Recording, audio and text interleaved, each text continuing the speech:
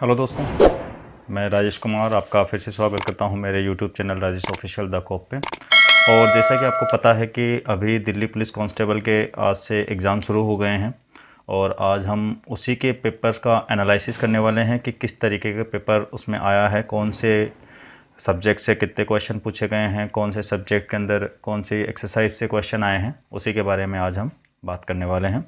और आगे भी सारे पेपरों के आपको इसी प्रकार से मेरा रिव्यू मिलता रहेगा। एनालिसिस में जैसा भी मेरे को रिपोर्ट मिलेगी कितने क्वेश्चन किस सब्जेक्ट से आए हैं वो मैं आपको बताता रहूँगा। तो जैसे आज हम बात करते हैं कि जो भी रीजनिंग के अंदर क्वेश्चन आए थे वो किस तरीके के क्वेश्चन आए थे और कौन कौन से एक्सरसाइज से कितने कितने क्वेश्चन आए हैं, उसके मैं बता देता हूँ आपको। तो जो रीजनिंग है, रीजनिंग में वर्बल और नॉन वर्बल तरीके के दो तरीके की रीजनिंग डिवाइड करी गई है। उसके अंदर जो वर्बल रीजनिंग है, वर्बल रीजनिंग में 15 से 16 क्वेश्चन आए थे और नॉन वर्बल के अंदर 8 से 9 क्वेश्चन आए थे 25 में से।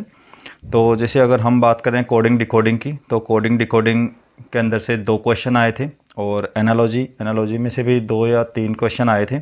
और जैसे कि आपको पता है कि एनालॉजी एक इम्पोर्टेंट एक्सरसाइज है रीजनिंग के अंदर इस पेपर के लिए, तो आपको इसकी तैयारी कर लेनी चाहिए। जिसका भी आगे एग्ज़ाम है, जो भी जिसका कल एग्ज़ाम होगा या परसों होगा या आगे कोई सी भी डेट को अगर किसी का इसका दिल्ली पुलिस का एग्ज़ाम है तो वो इस चैप्टर की अच्छी तरीके से तैयारी करें। अगर हम नंबर सीरीज़ की बात करते हैं तो नंबर सीरीज़ में से 2 क्वेश्चन आए थे और वो भी बहुत इजी क्वेश्चन आए थे।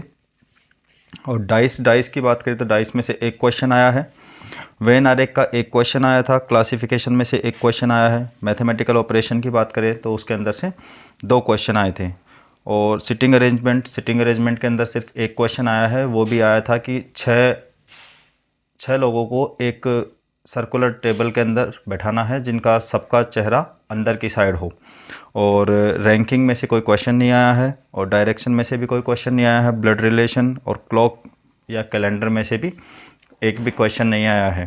तो ये जो रीजनिंग का पेपर था, रीजनिंग के अंदर 22-23 क्वेश्चन तो ऐसे थे, मतलब लगभग आराम से अगर किसी ने भी थोड़ी बहुत तैयारी करी होगी तो वो आराम से इसका पेपर सॉल्व कर सकता था। इसके अंदर आराम से 22 से 23 क्वेश्चन या 20 क्वेश्चन तो हर किसी के करने लायक क्वेश्चन थे। बहुत इजी पेपर था इसका रीजनिंग का।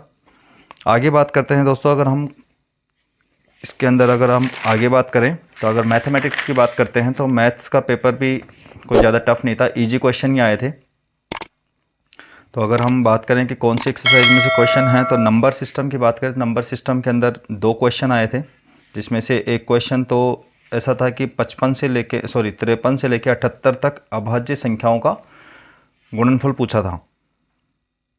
और दूसरी एक्सरसाइज बात करें तो एक था इसके अंदर HCF और LCM में से क्वेश्चन आया है 1 क्वेश्चन, जिसमें भी इजी क्वेश्चन था कि HCF और LCM का गुणनफल और HCF और LCM का अंतर दिया गया है, तो आपको बतानी है कि वो संख्याएं कौन कौन सी हैं।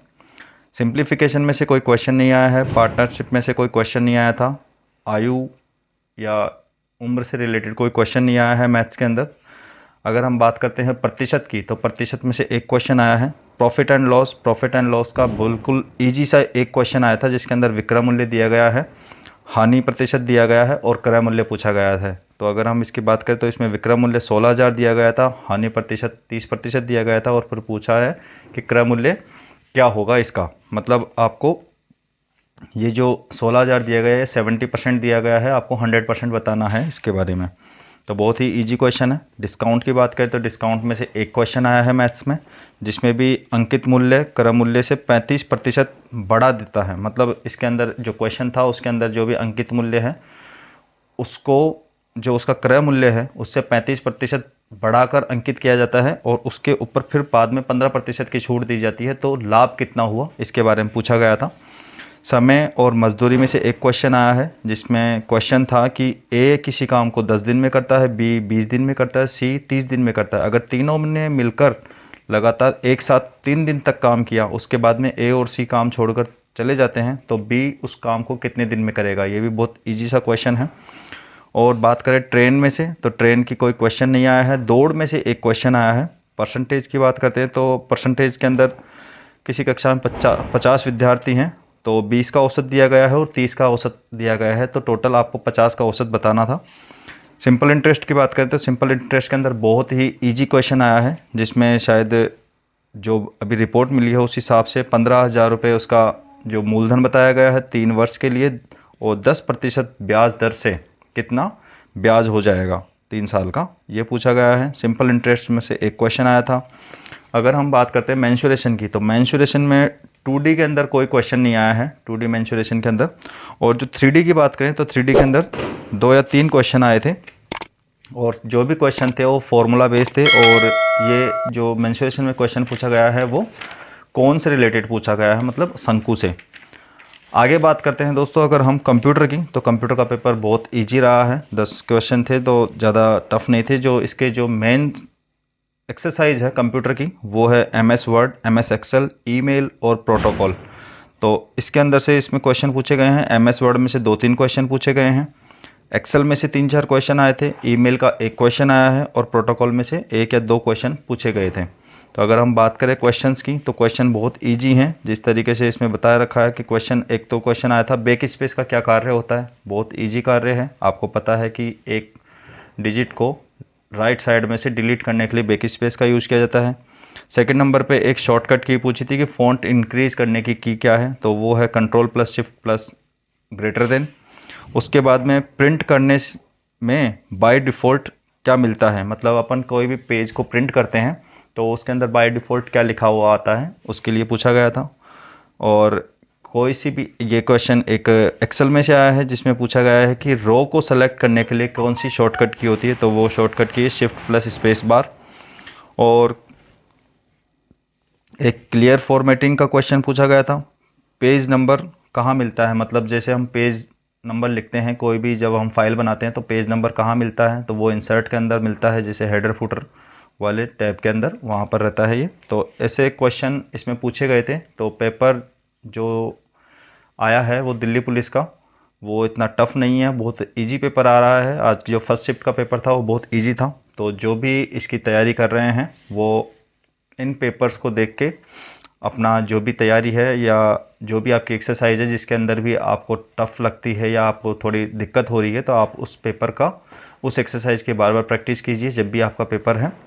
तो इन पेपर्स को देख के लगता है कि जो इसकी तैयारी जिन्होंने भी अगर थोड़ी बहुत भी की होगी तो वो लगभग आराम से इस पेपर के अंदर पास हो सकते हैं। उनको जो भी उनका वर्दी का सपना है, गवर्नमेंट जॉब में जाने का सपना है, दिल्ली पुलिस में सेलेक्ट होने का सपना है, वो पूरा हो सकता है। तो आज के लिए इस पेपर के बारे में, ये फर्स्ट शिफ्ट का पेपर है जो आज 14 नवंबर को फर्स्ट शिफ्ट का पेपर हुआ था सुबह, उसका एनालिसिस है मेरी तरफ से। और भी जो आगे पेपर होते रहेंगे उन सब के बारे में मैं अपना एनालिसिस या उनको सॉल्व करने का वो मैं आपके लिए लाता रहूँगा। और अब जैसे भी सेकंड पेपर होता है तो इसका सेकंड शिफ्ट वाला, उसका भी आपको एनालिसिस मिल जाएगा। और आगे मैं इन पेपर्स में जो भी क्वेश्चंस आए हैं उनको सॉल्व करके, या कौन कौन से क्वेश्चन सही तरीके के हैं, कौन से अच्छे हैं, कौन से टफ़ हैं, कौन से इजी हैं, उसके बारे में मैं आपको बताता रहूँगा। और जो ये पेपर लग रहा है, ये पेपर, इसको देख के ऐसा लगता नहीं कि ये कोई ज़्यादा टफ़ पेपर है, आराम से एवरेज पेपर है जिसमें आराम से आप अच्छा खासा स्कोर कर सकते हैं। तो दोस्तों आज की वीडियो में इतना ही, और कुछ होता है तो मैं आपको नेक्स्ट वीडियो में लेके आऊँगा इसके दूसरे पेपर के बारे में। Thank you.